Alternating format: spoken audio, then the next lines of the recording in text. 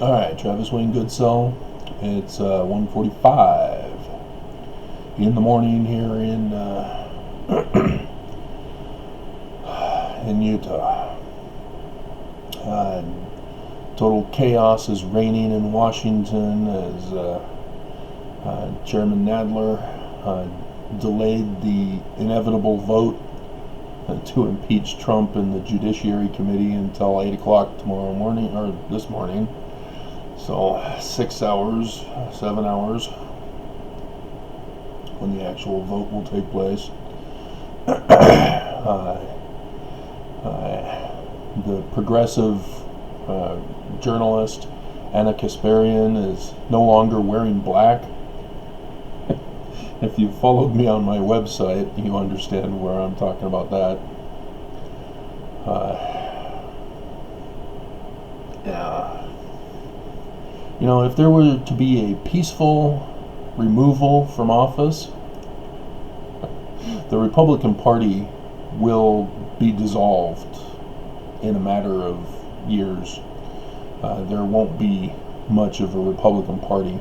What will happen, like I said, if there is a peaceful removal from office, is that the progressives will become the new liberal party, as the conservative party will transform into the moderate Democrats. That's just how our government has functioned. It has to be a two-party system, and it can't be multiple systems, because, you know, how do you get government done with so many dissenting voices? Now, alright, so I see that somebody watched my video where I complain about the free expression on YouTube. And so somebody went back to the one that had no views and saw it.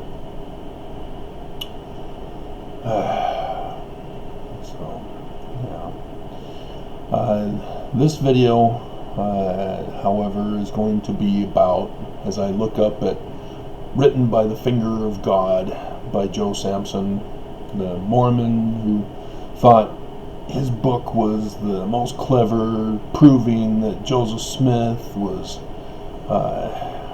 right about the Book of Mormon being Hebrew, and because it was Jewish mysticism. And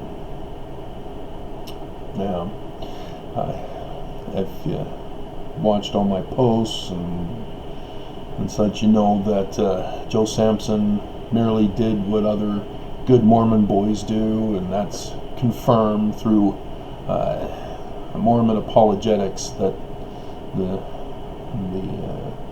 Book of Mormon is plagiarized.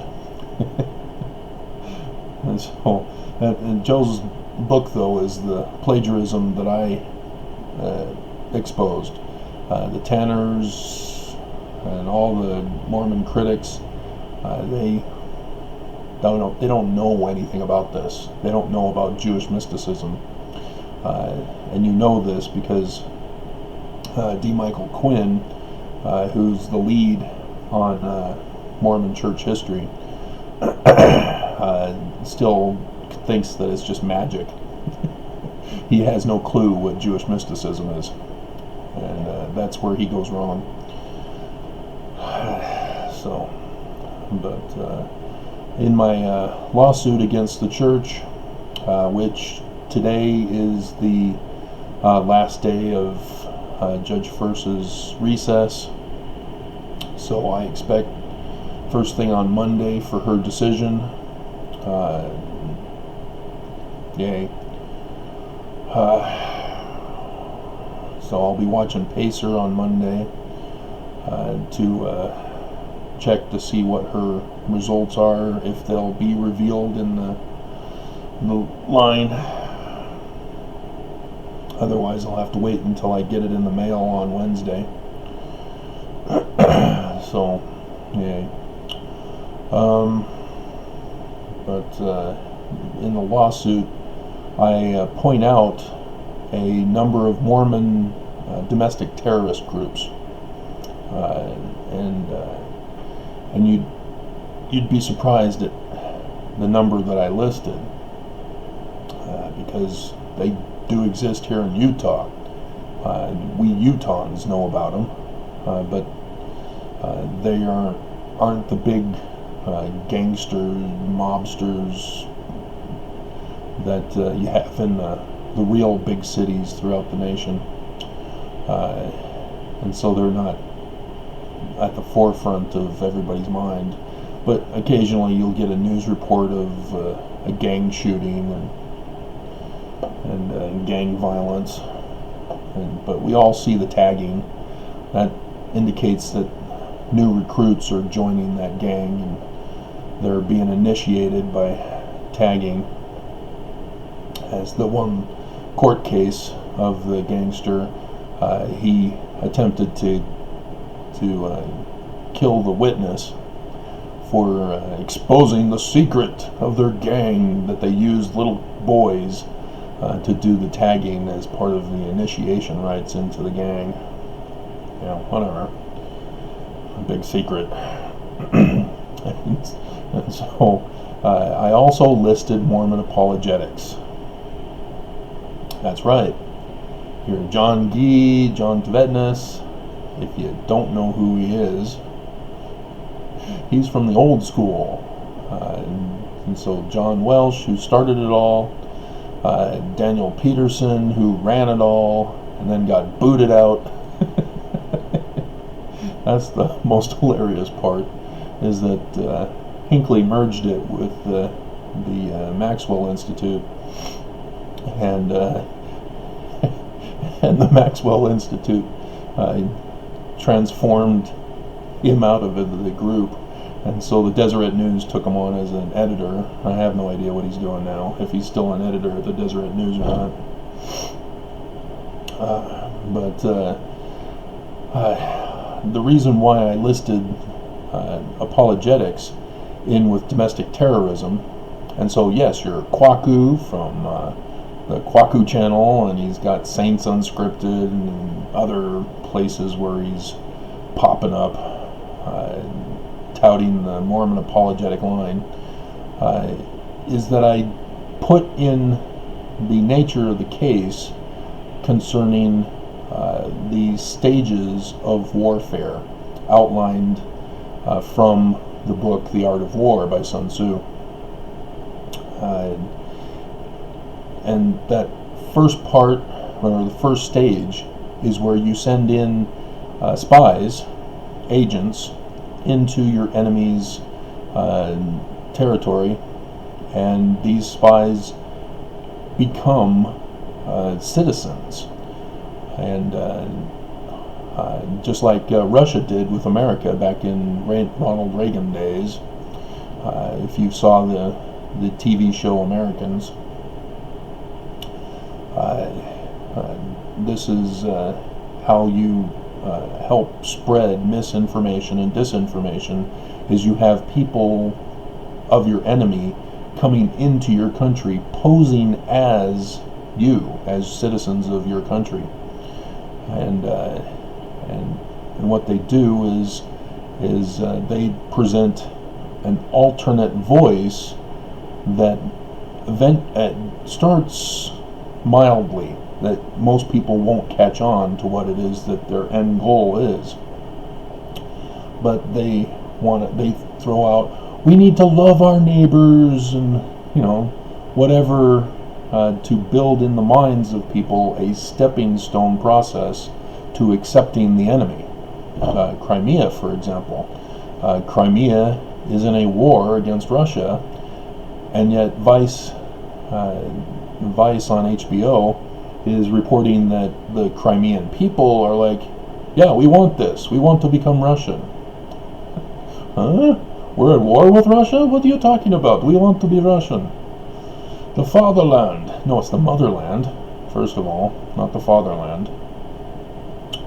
But, yeah, you transform the minds of the people with this first stage, with misinformation and disinformation. and eventually you work your way up to getting the people to be fully brainwashed into thinking their enemy is a better alternative. So if you remember the 2016 election, Republicans, Mormon Republicans, how you were saying you'd rather be Russian than vote for a Democrat? Yeah, Putin played America good. Well. And yeah, he's now got congressmen who are touting the Russian propaganda. That's how effective Putin is at the misinformation and disinformation campaign. And that's what the Mormon Apologetics do with the Mormon Church, is that they throw out unsound argument. That's misinformation, disinformation is unsound arguments. Because I heard one of the congressmen, the GOP congressman yesterday, talk about, I'm losing my train of thought here.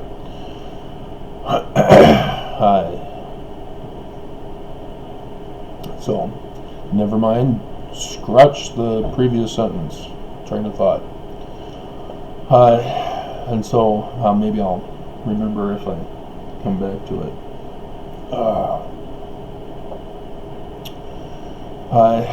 And so, misinformation, disinformation is unsound argument. And facts. I think I'm catching on to what I was trying to talk about. Facts are facts. They're true because they're facts. And the congressman yesterday was trying to point out that both sides are presenting facts, and it's now relative depending on which party you belong to. No, facts are not relative. We don't get to have a belief about what real facts are. It doesn't work that way. As much as Dallin H. Oaks wants to tell Mormons in the conferences now that scientific truth is no longer true. You need to have feelings and claim that they're from the Spirit, and those are now the real truth. Are you not paying attention to the conferences, Mormons? That's what he's saying. Do you want me to go back to his conference talk and point it out to you? We're already at 13 minutes on this video. I mean, he was a Supreme Court judge. That's why he was second in line to Nelson, was for that specific reason. They pointed it out in the conference when both he and Nelson were appointed as apostles, is that Oaks had to finish his term before joining the apostles, and that's why Kimball was saying that's why he was second. And so that's why Nelson is feeling guilty and allowing Oaks to replace Uchtdorf, the Nazi dream for Mormon women. Oh, I'd leave my husband for him.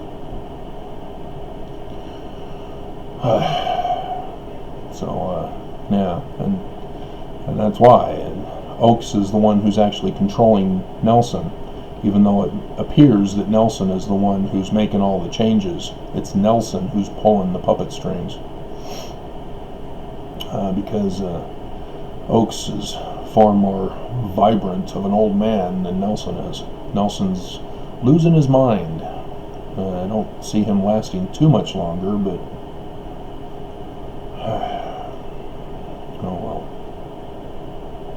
And so those who spread misinformation and disinformation, such as Putin, such as Mormon apologists, are part of a war strategy, and thus there are domestic terrorists, these Mormon apologists, because they're purposely deceiving people through unsound arguments. And there are many ways that Mormon apologists use to deceive Mormons and battle critics. I mean, it's sad. They think they've confounded critics by saying, "Oh, we found plates of writings," and why is there a script error? There shouldn't be a script error. What's going on? Stop processing. Technical glitches while I'm doing my video. And my most favorite that I exposed Kwaku for has been plagiarism is proof of the Book of Mormon's truth. It's just I can't stop laughing over that. I mean, that is just so lame.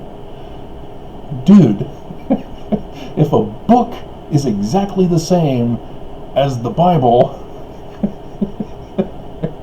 then it's not true, it's plagiarism. But it's like he doesn't even bother to read the Book of Mormon, talking about the great and abominable church that messed up the Bible, which then gives us Article of Faith number 8.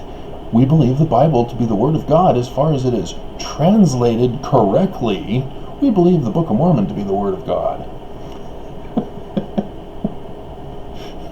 And it's like, oh, it matches the Bible, therefore the Bible's true, therefore the Book of Mormon's true, yay! No. It means there's plagiarism.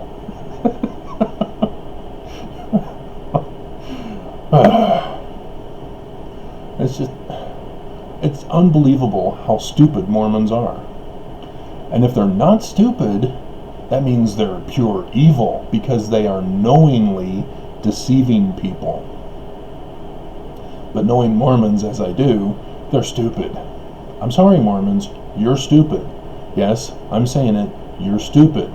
Because you're using unsound arguments and you're believing unsound arguments.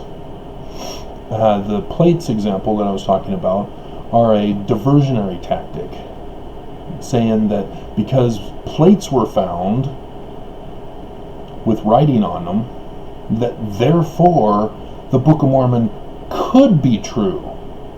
No, it doesn't work that way. You can't argue those kinds of arguments. You have to find the actual Book of Mormon plates in order to work on the research necessary to confirm or deny that the Book of Mormon is true. And they don't get it.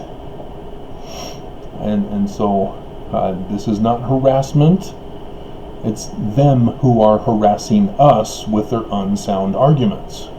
And so Kwaku's channel and other Mormon apologists' channel, even the church's channel, their Book of Mormon video series, all of that is harassment on YouTube, because they're spreading misinformation and disinformation, which are deceiving the people.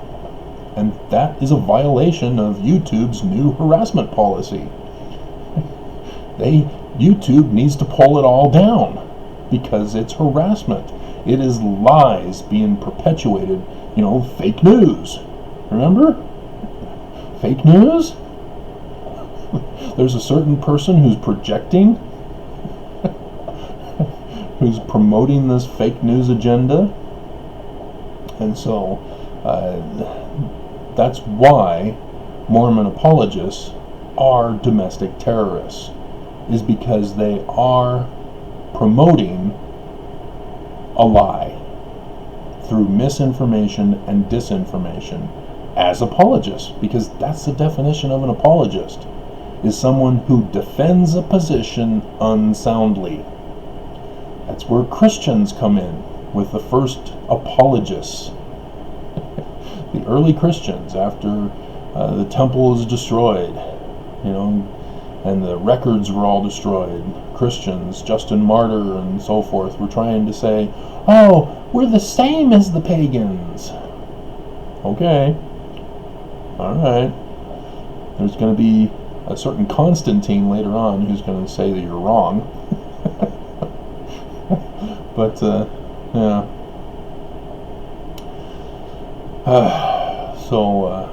Yeah, I'm expecting the judge to have a struggle with my case, because even the church's lawyers will be immediately exposed at a trial hearing of being loyalists to the church, and therefore they need to lose their their whatever law license or whatever it's called at the bar, because lawyers for the church are giving loyalty oaths in the temple, and they're paying the church. Lawyers are paying the church, as the church reciprocates when they need them to defend them in trial. See how that works? That's criminal organization. You cannot have compromised people in positions of authority. The judges can't be Mormon in my case, because I will immediately raise a motion for dismissal, recusal, because the judge, again, has given loyalty to the church, and they are paying the church through tithing in order to go through the rituals of the church. And so no judge can be Mormon in my case. And I will point it out judge after judge after judge after judge if the Mormon judicial system can't get it in their heads.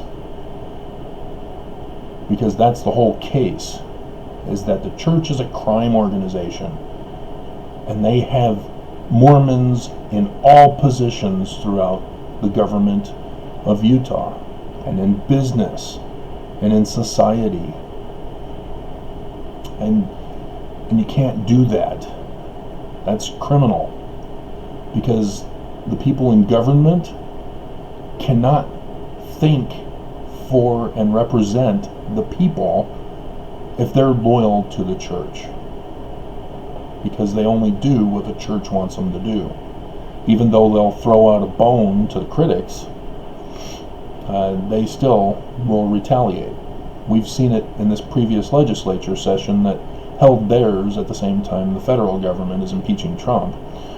The increased tax on food has passed, if you didn't know. Welcome to Friday the 13th. And so now the homeless and the poor have to pay more money for food from the little income that they receive.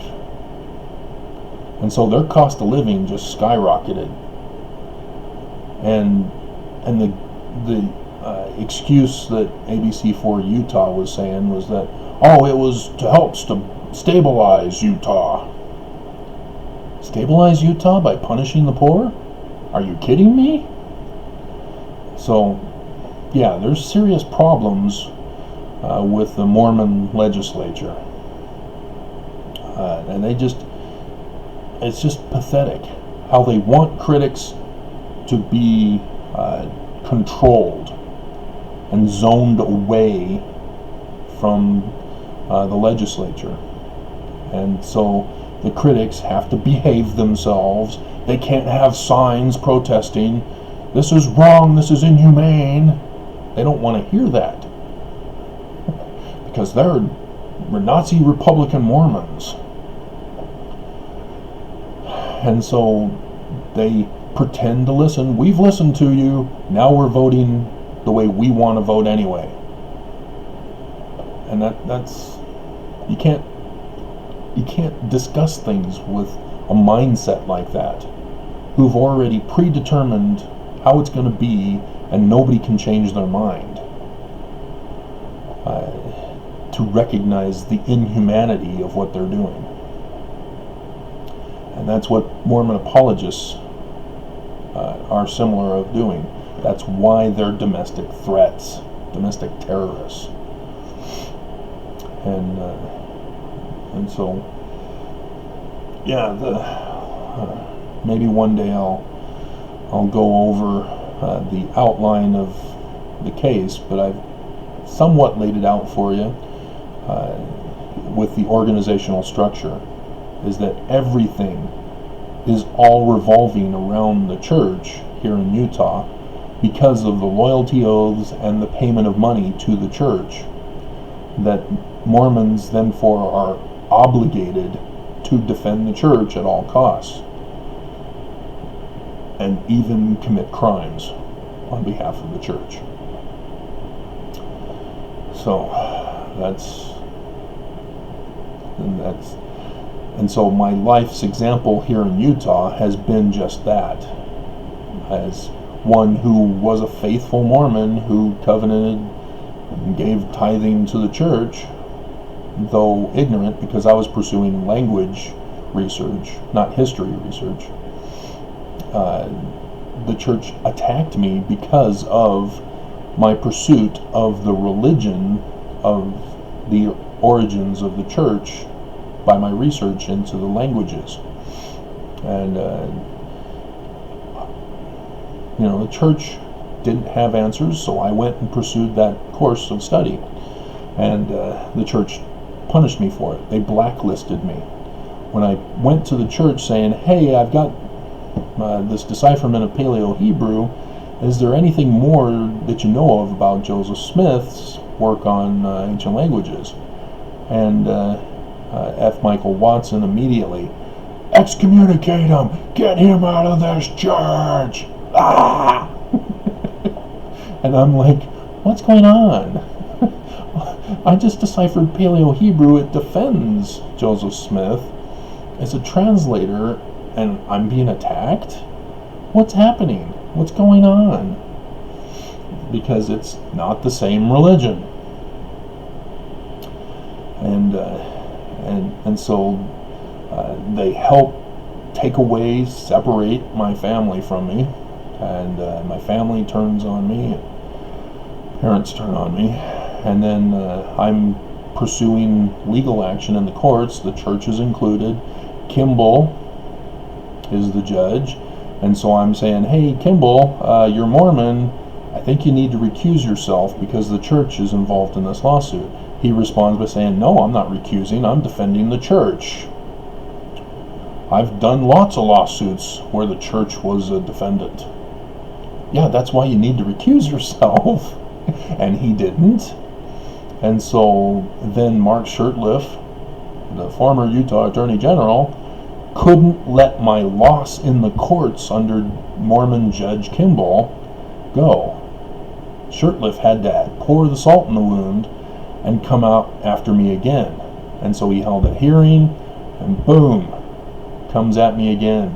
And then gets the laws to be passed to specifically target me as a federal officer driving for a job. And so yeah, they have contempt for the United States and any officers of the United States, which I get to put in there, which I did put in there. And so yeah, because I spoke out and said, hey, I'm being punished, I want my kids back, they decided, no, you can't come after us, Travis. You need to conform and comply. And so we're coming after you with everything we got and destroying you. And so finally I said, okay, enough is enough. You won't allow me to petition for a redress of grievances. So I'm turning this book that I was writing about a commentary of the Constitution, and I'm turning it into a petition, and I gave it to the government agencies and the church. And so Shurtleff then comes back around to retaliate further. Again, you can't do that in a position of authority if you're giving loyalty to the people who are being accused of criminal behavior. And instead he had me arrested as a terrorist, and I was tortured, and I've published about that, but they purposely removed me from society. they disappeared me, which is criminal organization talk, which is why I've been using disappeared lately. And through mistakes of certain people retiring, I was set free. I wasn't supposed to be set free. I was supposed to be locked up for life, gone from history. The Deseret News erased all of my comments in the archives, and I wasn't put on the 2010 census. I was gone, and but now I was back out in society, and sure enough, I'm trying to break free altogether, and so the organizations that were put in place to control me are losing control of me, and they are committing crimes to rein me back in. And oops, because now I can use what's currently being done to me here in West Valley City as evidence that the church is still trying to punish me because of what they were doing back in 2008. And thus the RICO case, the terrorism, are not, well, it's national security, treason and war crimes, those serious stuff. And yeah, it's a big mess. But that's what happens when you decide to be an organization of crime using a religion as your front to commit the crimes. And yeah, you know, the Bishop Hammond, all he had to do was leave me alone, but he chose to come after me to tell me to stop working on translation. Oops, because then I said, okay, I'll stop working on translation. I'm going to learn church history. And no, I don't do what D. Michael Quinn does, or the Tanners, and have biased opinions going in and stopping by not doing a thorough research job and trusting in secondhand author information. No, I go to the primary sources. That's how I did my language research. And that's why my book on coming forth of the Book of Mormon is something nobody has ever understood before, either Mormon or critic. And both sides are not liking me for what I came up with. And those are the facts. You cannot argue facts. You can't say, well, I'm of the opinion that you're wrong, therefore I'm right. That's unsound argument. Facts are facts. They are truth.